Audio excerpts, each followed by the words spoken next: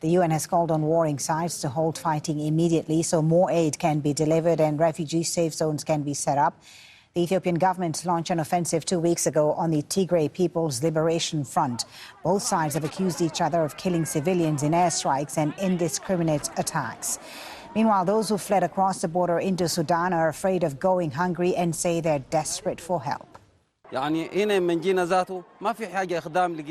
we came here, we didn't find any services. We eat inedible bread that we took from the mill. Look at this massive crowd. Some people get trampled and stand in long queues to eat. We only have one meal a day. People just want to eat. They say we didn't die in the war, but now is it possible that we die of hunger?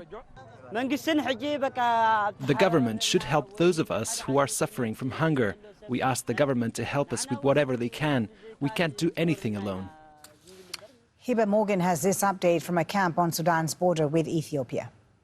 The biggest need when you listen to the refugees here at the camp in Rakuba, they say that they need shelter. That's because, again, most of them have been transported from the Hamdayet border point in Kassala state, which is neighboring Gadaref state, and were brought here by the thousands, 1,000 at least transported every day. And so this camp was not well prepared to receive those refugees.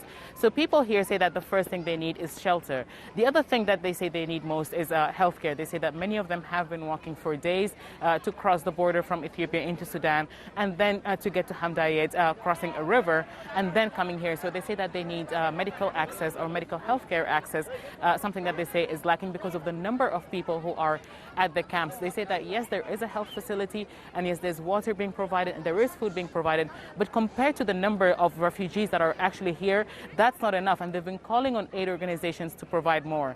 Now, aid organizations, mostly UN agencies, say that they're coordinating with the government of Sudan to try to respond to the situation, but they say that they expect up to 200,000 in the coming 6 months. So they are concerned that the influx of refugees will be too much to respond to in such a short time.